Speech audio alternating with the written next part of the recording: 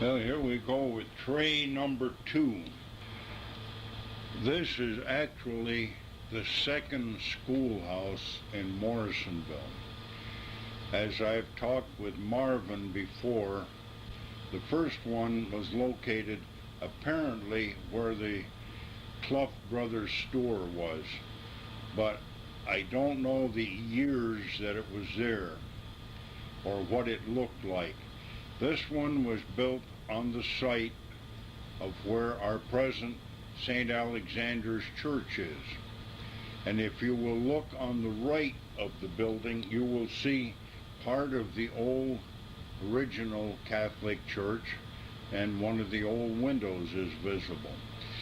This schoolhouse, I was told by Mrs. Mabel Luck, who attended school there with her sisters, Loretta Bricky,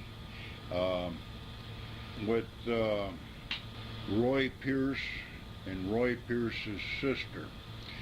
Sometime Mabel Luck attended this school sometime during the 1890s.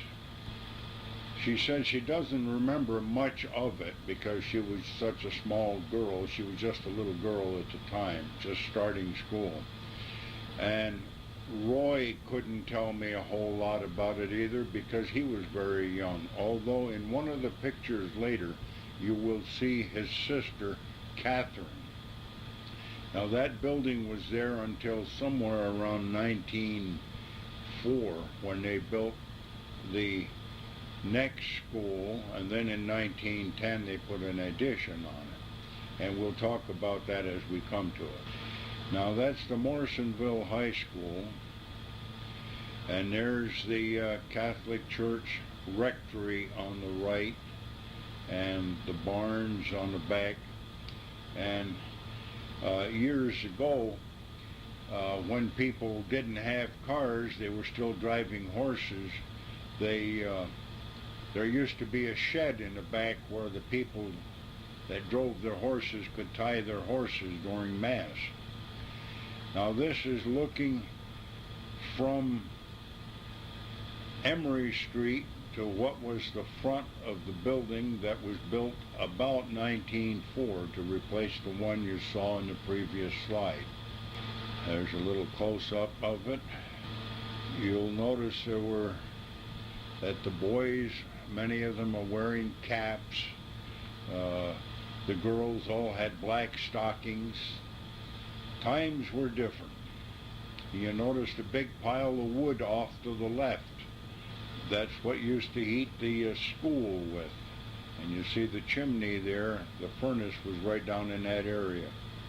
I remember going in there when it was operated by coal. Now here's a close-up picture of some of the kids in school. I don't have any idea of who they are.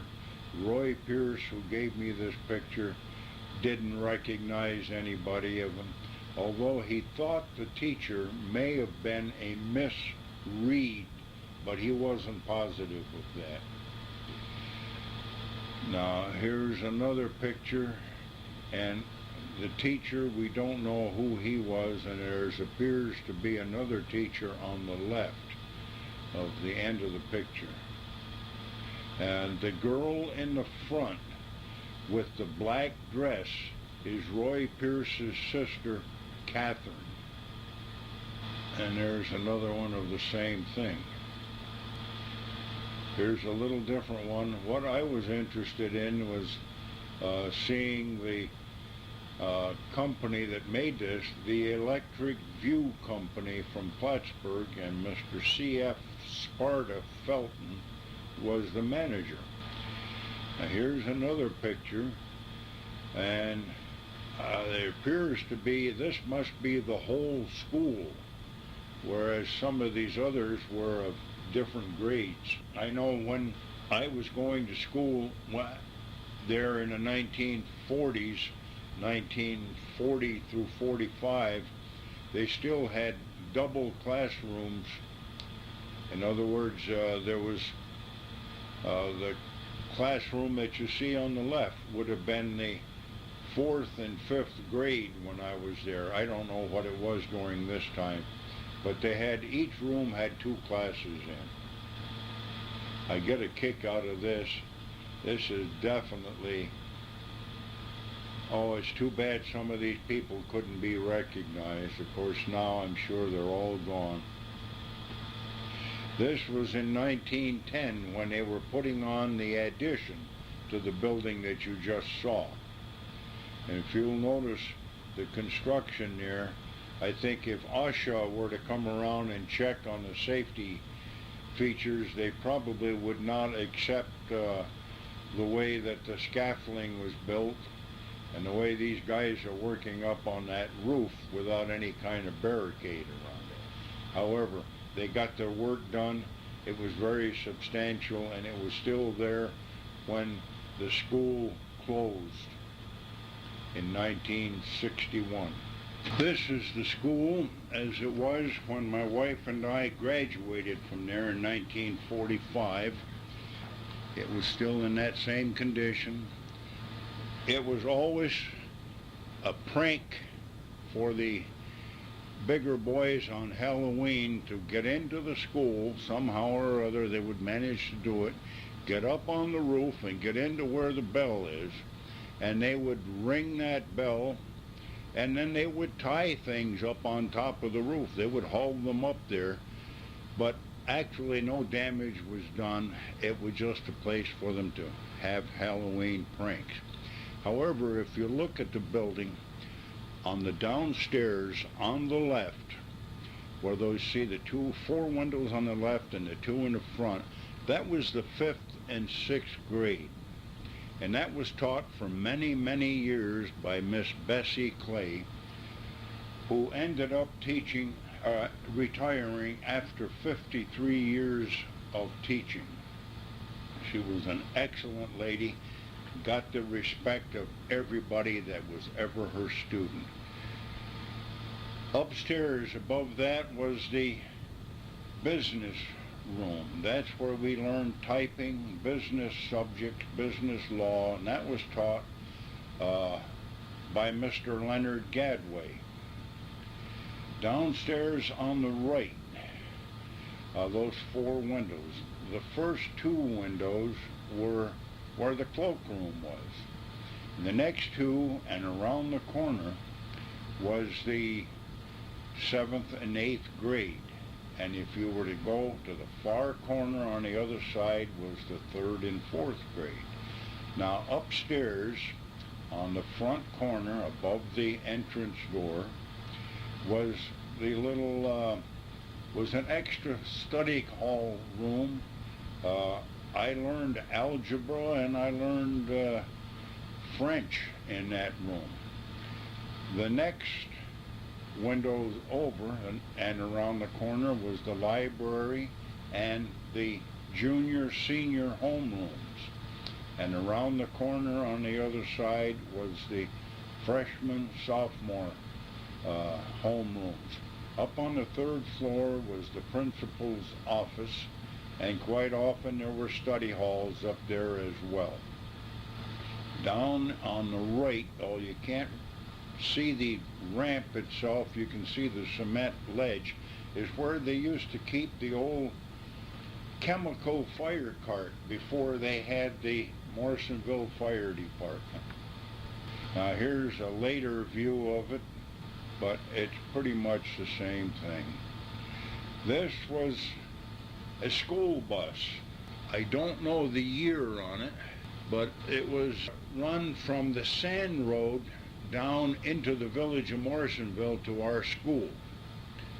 So you can see in the winter time, kids didn't stay home.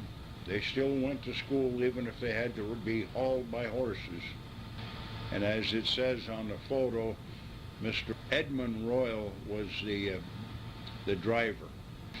This is a graduating class of 1915, class of 1916. See the Catholic Church on the back. That is a group, boys and girls. I have no idea if it's just a classroom or what it is. and no one that saw the picture could tell me, including my dear friend Tessie Gamache. And there again is another group of young girls apparently in some school play. And here again is a group of girls in a play, and my friend Tessie Gamache is the lady the second from the right in the back. This is Miss Pierce, Caroline Pierce. She used to live on the Sand Road, and she would walk down through the woods to a little schoolhouse that used to be at the intersection of the Rock Road and Route 22B. And when she got through grade school there, she went to Plattsburgh and graduated from high school, then came back and taught for a short time, and then went to normal school at that time, which was the Teachers College, and went on to teach downstate for many years, came back home after retirement, and spent many years on the local school board. She was just admired by all that knew her, a very dear lady. Here she is, Miss Caroline Pierce, and this is dedicated by the 1938 school year. This is the administration during that same year. During my time in school, I had Leonard Gadway, as you see there. He was vice principal and business teacher. I also had Dorothy Carter, who was an excellent teacher. These were all good, excellent, dedicated teachers, honestly. They didn't get much money, but they certainly put the subject across to all of the students. Here is the class of 1938, starting in the front, Donald DeLorme, Iona Sears, George Riley. In the back, Bernard Rock and Percy Scribner. I believe right now the only one living in that class is Bernard Rock, who lives in Peru. He's a brother of Cheese Rock. These are the girls, the juniors, and I knew just about all of those girls. Many of them have left. And this being the sophomore class, freshman class, 7th, 8th grade classes, the basketball team, Donald DeLorme, Bernard Rock, George Riley. I don't know the other two in the front row. That was going from left to right. The next row, Alburn Hathaway, Howard Stone, Oral Briette Jr., Roy Griffin, Alfred Rabideau, Donald Bouye, and the coach was Mr. Morton. In the back row, the third from the left was Bob Dominski, and I don't know any of the others. This is the girls' basketball team. I knew most of them, but right now many of the names escape me. Starting in the front was Rita Ledworth. The next one was, her name was Coyer. The next one was Jane Ayers. The next one was Jessie Bouye. The next one was Nichols. She married Oral Gagnon. Rose Nichols. She married Oral Gagnon. The next one, I'm not sure. The last one was another Coyer girl. The second row was Frances Bouye, Teresa Bouye. Top row, second from the left, was Genevieve Everleth, Rita Osier, Sylvia Sorrell. And the last one, I don't know. These are some of the ads that were in that yearbook. And it's quite interesting to note. This is where this R.B. Tremblay was Mr. Raleigh Tremblay, who ran the IGA store in the place that was later the laundromat. But it's interesting to see the phone numbers, for instance. 19F22. That meant that there was a local operator. So if you happen to be on the 19F line and you wanted 22, or you wanted to dial 19F22, you merely picked up the telephone and you rang 2 shorts. That gave you 4 shorts, and that gave you a chance to bypass the local operator. But it also gave everybody else on that line a chance to know that somebody was calling that number. And if it happened to be an odd number like 15, you would ring 1 long ring and ring 5 short rings. And you did that with a little crank that you had by your telephone. Here's 2F23. Alfred Jesse had a gas station down across the bridge by the Baptist Church. 2F3, that was Clifford Ayers, right across the street from right where the post office now is. Charlie Cook ran a barber shop, but he didn't have a telephone. William Light, he was the guy that was the postmaster and had the store. Martin Laporte, I used to help Martin Laporte to milk his cows, and his wife would bottle the milk, and then at night Martin and I would deliver the milk in glass bottles to the various places in town for 12 cents a quart, delivered to your house. F.F. Siddons, that's the store where Bill's Mini Mart is now. O.J. Briette, you saw a picture of his store, the Cold Feet Supplies, the brick building that was located where the KFC building is. There's the Riley and Ruger store. Martin Harris, 2F2 if you'll notice. And there again, if you'll notice, motor equipment, because Martin Harris also was an undertaker when he had to have horses to wheel around with. And his daughter-in-law was the lady assistant. There's compliments of Clarence DeLorean General Store, Raymond Dagenau. And there again you will recognize the new Morrisonville Elementary School when it was first built. Has since had additions to it. That is a schoolhouse, or former schoolhouse, on the corner of the Staley Road and Route 22B between Morrisonville and Schuyler Falls. It is now a residence. I don't know who owns it, but they've done a nice job in refurbishing it. The interesting thing is here is if you'll notice that so-called watchtower on the top, during World War II, we had civilian defense people who volunteered to go up into that belfry and watch for airplanes. They were called airplane spotters. Well, my mother was one of those. She and another lady would go up and they would spend, I don't know how many hours. I believe they were 4-hour shifts that they had to work, and this went on right around the clock. The amazing thing was that they were up there and there was a telephone, and if they saw an airplane, I don't know what they could do about it. There wasn't anybody that could do anything about it. They called into Civil Defense Headquarters, and we didn't have any airplanes up there at that time that could go out and intercept these planes, but at least it was something that we were all trying to do. I know at that time I was one of the guys that used to go around, that another Lloyd Sorrell and I used to turn off all the lights in the village of Morrisonville.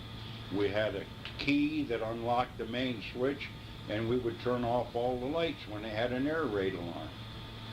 And this is another shot of that same building. This is the building that was located, school building, down on the intersection of the Irish settlement and the turnpike, where the checkout store is now on the corner. I don't know if that's the name of the store, but there is a store there now on the corner. Here's another shot of it. I took those pictures approximately 1990. Here's a picture of the school on Mason Street. I don't think there's anything there now, but Cheese Rock can show you the exact foundation. I don't think the building is there anymore. He can show you exactly where it was, because his sister Blanche, who is Blanche Young, who lives in Plattsburgh, that was her first teaching job, and as you see there, 1936-37. And right here you'll see Blanche with her students. And the car in the back is a 1934 Dodge, which she said was her first car. Some of the students in there, Elizabeth Agnew is the first one in the front on the left. I don't know who the others are right offhand. Blanche is in the middle in the back. I think there is one that is Stella Jock in there, but I don't know, I don't recall who the other names are. Now, Leonard Rock might be able to mention it. Okay, this is the Methodist Church in Morrisonville, as it is now. The Methodist Church was originally located on Beckwith Street, up where Atkinson's is. And there is a historical marker that we installed up there, and sometime around the 1800s, they demolished the building, moved it to Morrisonville, reassembled it, and just before it was completed, a terrific wind came up and blew it all down again. But with all the determination they had, they rebuilt it, and it has withstood a lot of storms since then. And at that time, the cost for moving the building was $2,000, moving it and reconstructing it. But of course, you have to understand too, much of the work was volunteer. This is another view of it. There's a view of it again in the wintertime. The house on the left, which is a group of apartments. Originally, when I was a youngster growing up there in town, that was closed, had been closed for many years, because there was a Dr. Vaughn that used to live there, and after he died, supposedly everything remained the same until sometime around 1950, when Bill Fagan bought the house and turned it into apartments. This is the interior of the church. Another view of it. When you think of the history of that building, it's just hard not to sit there and just meditate on it and think of what the number of congregations that have been through there. Now, this is a picture of the Baptist church that is in the town of Plattsburgh. But there again, it's all part of the village, the hamlet of Morrisonville, and people from both sides of the river, 2 townships attended there. It is now owned by Dick Crawford, who has made apartments out of it. The bell from that church was removed and brought up to the Turner Road, and a gentleman by the name of Delormier bought it and put it on a cradle out in his yard. He later sold the bell to a gentleman in Keysville who is a scrap dealer.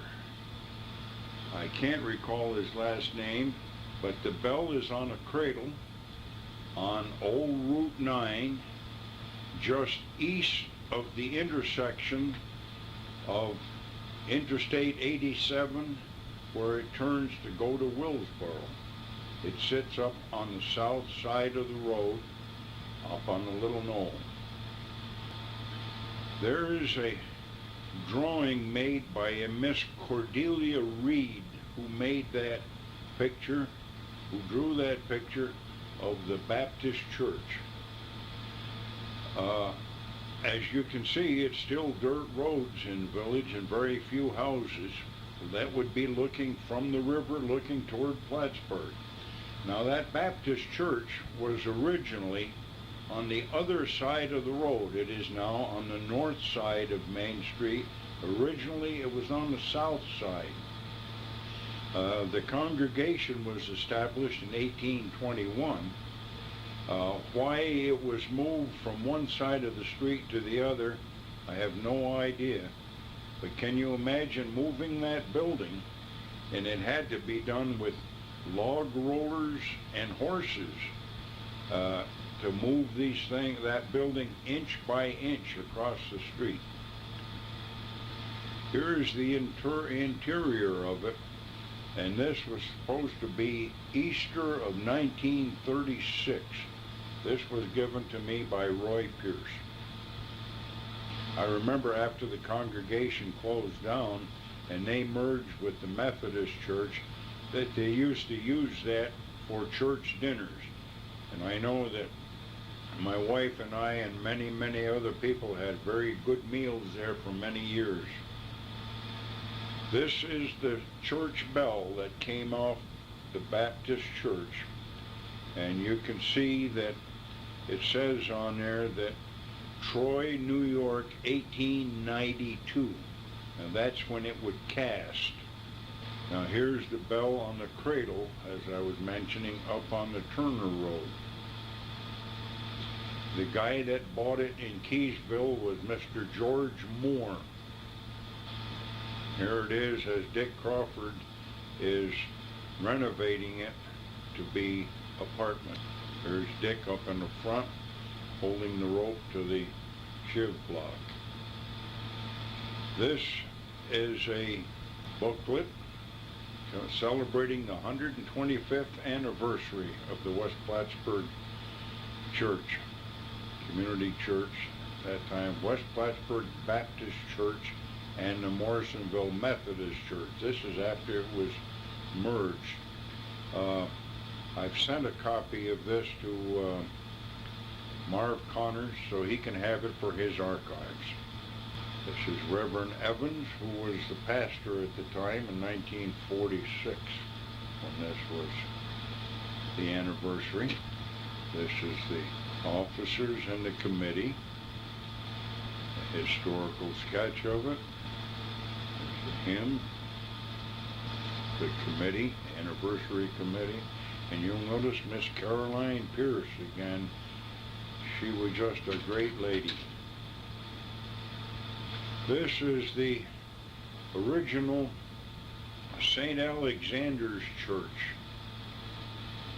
It was built somewhere around 1874 or 75, but I'm sure Marv Connors can get more accurate figures on it than I was able to.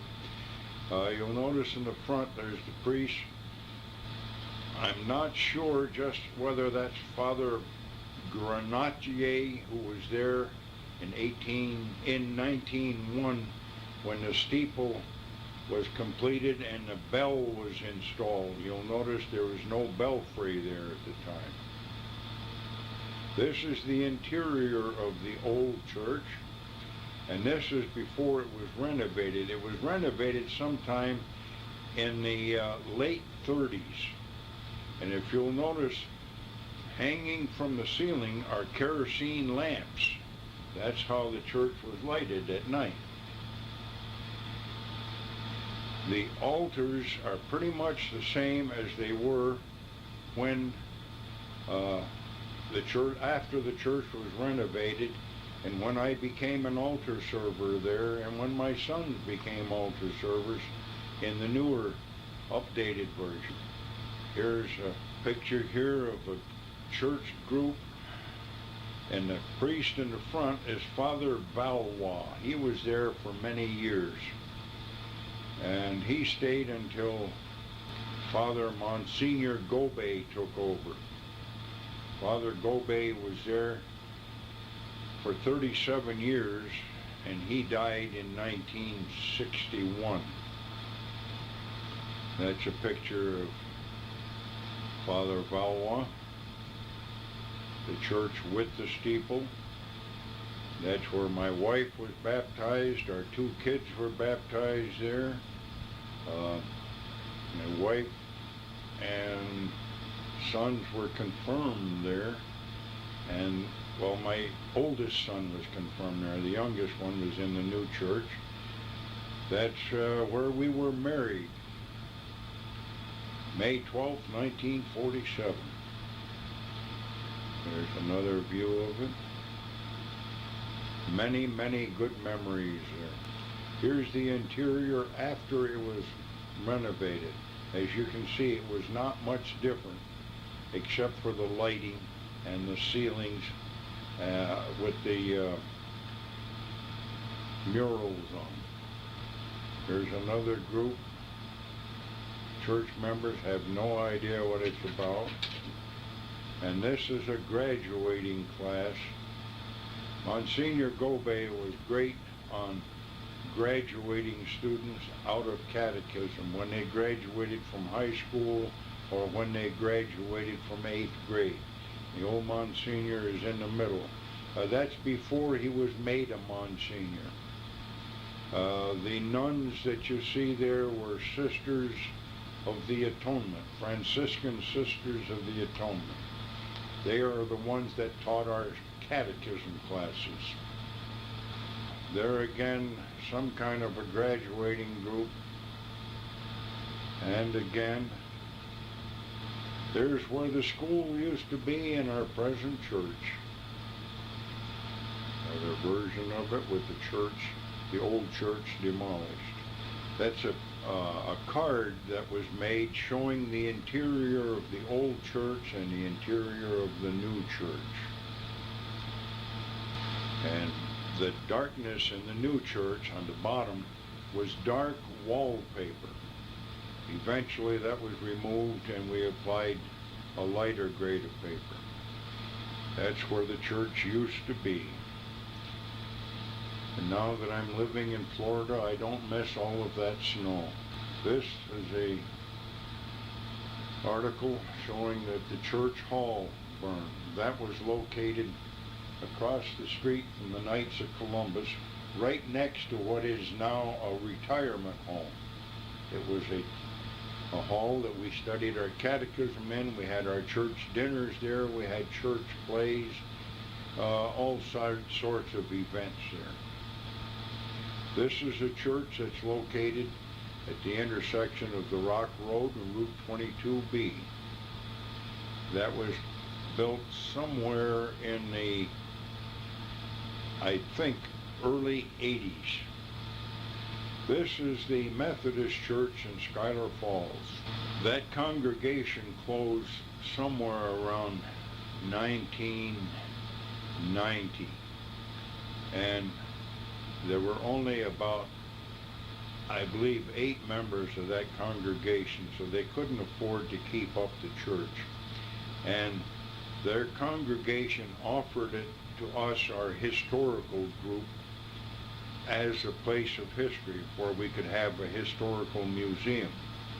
However, after investigating the fact that we would have had to make a lot of changes to make it available and legal for the public to come, we just couldn't afford to do it.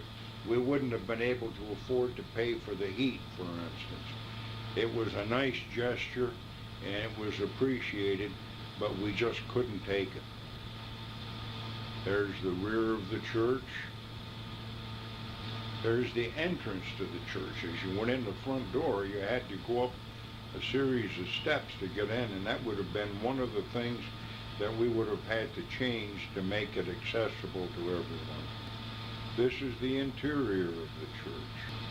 A very old structure. That congregation was established somewhere in the early 1800s. That was just about all of the congregation that was left. There were only, I think, 3 other people that weren't there when I took this picture, and that's when we had our historical group went up and looked at the place, at the church, to see if we could afford or if there was any way that we could even accept the building. There's some of the historical group that was there with me on the left. There's some more of the group. This is the first cemetery in the town of Schuyler Falls, down on the Salmon River Road, just to the north and west of the Salmon River as you're going down the Salmon River Road. We are cleaning up the structure. When we found that, I got permission from the people who owned it, and Mrs. Bradley got permission from her to go in there and clean it up and try to get the cemetery back in operation. That was in 1992, and that's my son Pat hauling some of the brush out where we could get it cleaned up, and we found so many of the stones that are in there. That's where Ezra Turner and his wife were originally buried. But later on, after the cemetery, the new cemetery in Schuyler Falls was established, their daughter Mary had them moved from this cemetery to the new one, and there are gravestones there indicating their graves in Schuyler Falls. There's Bonnie Yop helping out to clean up the cemetery. She was one of our members of the Historical Society. Here's Sylvia Burgess, and they're cleaning up some more around the gravestones. And here's Wally Gadway, Stein, my daughter-in-law, my son in the background, my daughter-in-law Sharon, his wife, my son's wife in the background, Pat, Sylvia Burgess, Bonnie Yop, and Mike Burgess, as we were cleaning that up. It was quite a project. When we first started, you could not see a thing in there. There was nothing but brush. And here we are reading a stone that was found underneath the surface of the ground. Here are some more stones that we've uncovered, some that were knocked over. Here's one, died February 1853 at the age of, looks like 49, but I'm not sure.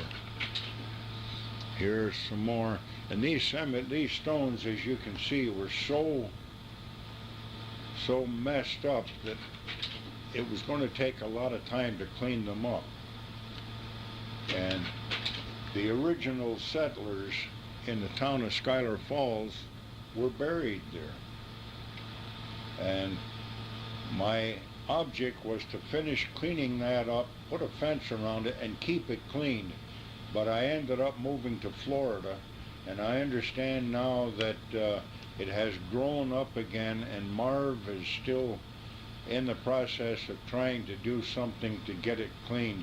Apparently the people who are living there were afraid when a group of inmates came to clean it up. I guess they thought they were all murderers, and they were just having a real fit about it. So the operation stopped apparently, and I hope it can be picked up again in the near future. There's another old stone in the same cemetery, and another one. There's one of the original settlers, Dan Jones. These are all stones in that same little cemetery. I hope someday that they can be cleaned up and can be made presentable again. Well, that's the end of this particular tray, so I'm going to cut it down and get ready to do another one.